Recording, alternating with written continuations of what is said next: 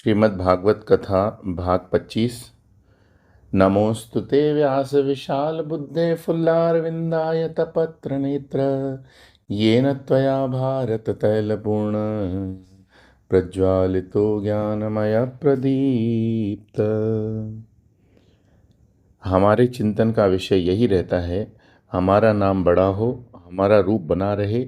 ये नाम रूप ही जगत, इसी जगत में हमें रहना है, तो नाम का चिंतन छोड़ना संभव नहीं। इसलिए एक उपाय है कि भगवान के नाम रूप का चिंतन आरंभ कर दें। फिर समझ में आने लगेगा कि प्रत्येक रूप भगवान का ही है, प्रत्येक नाम भगवान का ही है। तब बुद्धि भेदभाव रहित हो जाती है। जिनको ये बात समझ में नहीं आती, वे एक ही नाम रूप के आग्रह में फंसकर केवल संप्रदाय का ही निर्माण करते हैं। अनेक नाम रूपों के एक को देखने से ही मन स्थिर होता है।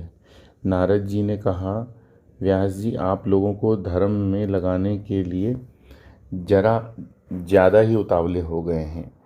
किसी भी प्रकार से लोगों को धर्म में उन्मुख करने की नीयत से आपने पशु बलि और सोमपान का भी प्रावधान कर दिया। ये ठीक नहीं हुआ। ज्ञानी पुरुष को तो ऐसे ही विचार बताने चाहिए कि सुनने वाले को जगत से विरक्ति और भगवत चरणों से अनुरक्ति हो जाए। जीवन में परमानंद प्राप्त करने का एक ही रास्ता है, जो धर्म का भी त्याग करके भगवान के चरणों की सेवा करते हैं।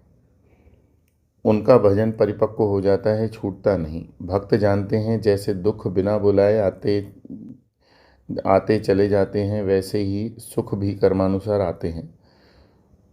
सुख दुख के चक्कर में अपने को बर्बाद करने के बदले भगवान कृष्ण के चरणारविंदों के सेवक बन उनकी कथा में मन लगाएं तो जीवन रस से परिपूर्ण हो जाता है। यह ज्ञान तब होता है कि जगत की उत्पत्ति स्थिति लय में वही एक परमात्मा है। हे व्यास जी, आप तो परमात्मा के कलावतार हैं। आप ध्यान के द्वारा परमात्मा की उन लीलाओं का दर्शन कीजिए जो सामान्य जन को समझ में नहीं आती, और फिर उनका वर्णन कीजिए, तब आपको शांति प्राप्त होगी। जो बात पढ़कर बताई जाती है, जो स्वयं देखकर बताई जाती है, उसमें अंतर होता है। भागवत पुराण का एक एक श्लोक वेदव्यास जी की अनुभूति है।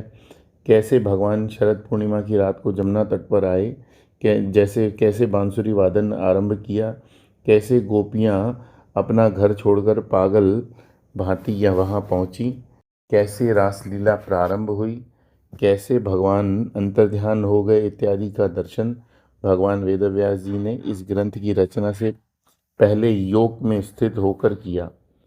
इन्हें कपोल कल्पित न माने। देखो, जिन वेदव्यास जी ने ब्रह्मसूत्र और भगवत गीता लिखी, उन्हीं ने इस भागवत महापुराण के द्वारा भगवान की लीलाओं का गान किया। गान करते हुए कृतकृत्यता का अनुभव भी किया। इसलिए दो चार उपनिषद पढ़ने लेने वाले जो तथाकथित ज्ञानी उससे इसे शूद्र मानते हैं, वे महाज्ञानी हैं और अपना सत्यानाश करते हैं। इसके बाद नारद जी अपने पूर्व जन्म की कथा सुनाते हैं। नारद के रूप में जन्म लेने के पहले मैं दासी पुत्र था। एक बार वहाँ चतुर्मास के रूप में साधु संत आए। माँ के साथ मैं भी उनकी सेवा में लग गया। मैं चंचल नहीं था, अल्पभाषी था, आज्ञाकारी था। मेरे समदर्शी स्वभाव को देख कर के मुनियों ने मुझ पर बड़ा अनुग्रह किया। उनकी अनुमति प्राप्त कर मैं जूठा भी खाता, सेवा भी करता। ऐसा करते करते मेरा मन शुद्ध होने लगा। वे पूजा करते तो मेरा भी उनमें मन लगता। जब वे भगवान कृष्ण की लीला का गान करते तो मैं कथा सुनता। सुनते सुनते भगवान के चरणों में प्रेम निर्माण होने लगा। तब बुद्धि निश्चल हो गई। तब इस जगत में परमात्मा का दर्शन नित्य रूप से होने लगा। जो कुछ माया से कल्पित सत असत वह मुझे स्पष्ट दिखाई देने लगा। इस प्रकार भक्ति निर्माण होने से मैं भगवान के चरणों का बड़ा अनुरागी हो गया। रजोगुण तमोगुण का नाश हो गया। सेवा से मेरे पाप नष्ट हो रहे थे। हृदय में श्रद्धा जाग रही थी। इंद्रियों में संयम आ गया था। उस समय उन महात्माओं कि जाते समय मुझे गुह्य ज्ञान का उपदेश दिया, मुझे श्री कृष्ण के प्रभाव की बात बता बता कर परम पद की प्राप्ति का उपाय बता दिया। हे व्यास जी, जब हम अपने कर्मों को भगवान की को अर्पित कर देते हैं, तब हम अपने कर्मों को भगवान की प्रसन्नता के लिए करते हैं, तब पराभक्ति युक्त ज्ञान की प्राप्ति होती है। भगवदर्थ कर्म के मार्ग में भगवान की आज्ञा के अनुसार आचरण करते हुए लोग बार बार भगवान श्री कृष्ण के गुण और नामों का स्मरण करते हैं। इस प्रकार जो यज्ञ पुरुष भगवान का पूजन करते हैं, उन्हीं का ज्ञान पूर्ण एवं यथार्थ है। यदत्र क्रियते कर्म भगवत परितोषणम ज्ञानम यत्तद्धीनम ही भक्ति योग समन्वितम। यही नारद पंचरत्न का परम उपदेश, यद यद कर्म करोति तत्तद अखिलम शंभो तवाराधनम। भगवान श्री कृष्ण ने गीता में कहा, यद करोषि यदश्नासि यज्जुहोसि ददासि यत तपस्यसि कौन्तेय तत्कुरुष्व मदर्पणम। अपने जीवन में जो कुछ करें वो सब भगवान को अर्पण कर दें, इसी में जीवन की परिपूर्णता है। नारद जी ने कहा, मुझे उन महात्माओं ने जाते समय ये मंत्र दिया, ओम नमो भगवते तुभ्यं वासुदेवाय धीमहि प्रद्युम्नाय निरुद्धाय नमः संकर्षणाय च। अर्थात हम वासुदेव भगवान का, प्रद्युम्न का, अनिरुद्ध का और संकर्षण यानी बलराम जी का ध्यान करते हुए उन्हें नमन करते हैं। इस प्रकार मंत्र मूर्ति के द्वारा यज्ञ पुरुष का पूजन करते हैं तो भगवान का सम्यक दर्शन होता है। जब हम स्थूल मूर्ति की पूजा अर्चना करते हैं तो वह कर्मकांड प्रधान होती है, लेकिन मंत्र मूर्ति के रूप में मानसिक पूजा की जाती है। अपने दक्षिण भारत में कर्मकांडों की प्रधानता देखने मिलती है। वारकरी संप्रदाय में स्थूल मूर्ति का महत्व नहीं। सुबह उठने पर बिस्तर में पड़े पड़े भगवान विट्ठल की मूर्ति का ध्यान करें, मन में ही पूरी षोडशोपचार पूजा करने के बाद उठें। यह वृत्तांत सुनाते हुए नारद जी ने कहा कि मैंने इस प्रकार पूजन किया तो भगवान बड़े प्रसन्न हुए, मुझे ज्ञान ऐश्वर्य पराभक्ति का दान दे दिया। हे व्यास जी, आपका ज्ञान पूर्ण है, आप भगवान की कीर्ति का, उनकी प्रेममयी लीला का वर्णन कीजिए।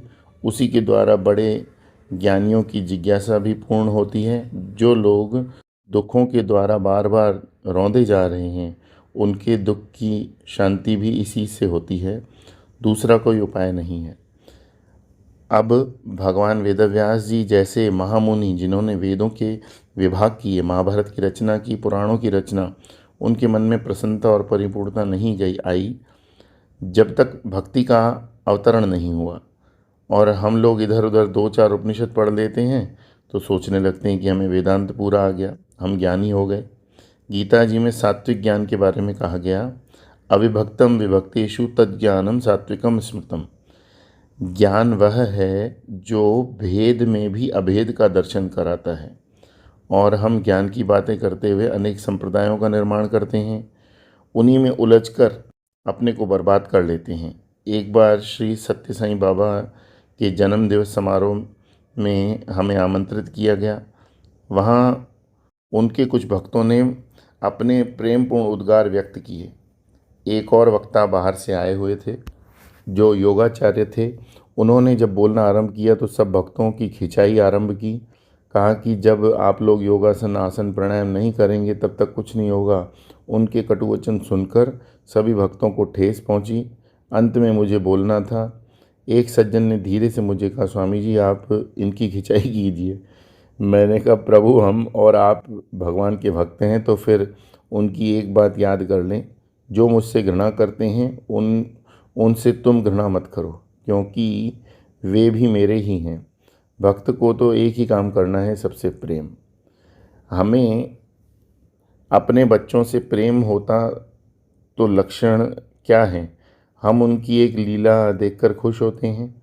दिन में 25 बार हम किसी को उनकी बातें बताते हैं, उनमें बोरियत और थकान नहीं होती।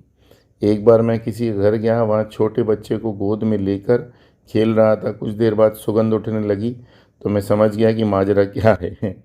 मैंने उनकी माँ से कहा, अम्मा उठाओ इन्हें, इनसे मुझे बाथरूम आनंद बना कर रख दिया। सुनते ही अम्मा खुश हो गई, स्वामी जी आप धन्य हैं। मैं अवाक रह गया, इसमें कोई धन्यता की बात हो गई। अम्मा बोली, स्वामी जी 3 दिन से इसका पेट साफ नहीं हो रहा था और मैं परेशान थी। धन्य है आप, इसके हाथ लगाते ही आपको आप अपना काम इसने कर दिया। देखो जहाँ प्रेम होता है वहाँ मल त्याग की बात में भी प्रेम झलकता है। भगवान की लीला का गान करेंगे, उनके जस का कीर्तन करेंगे, उनके नाम स्मरण में मन लगाएंगे तो प्रेम बढ़ेगा और संसार के दुख हमें अपना शिकार नहीं बना सकेंगे। इस प्रकार श्रीमद् भागवत महापुराण के प्रथम स्कंद का 5वां अध्याय समाप्त हुआ। बोलिए श्री कृष्ण चंद्र भगवान की जय। श्रीमद् भागवत महापुराण की जय।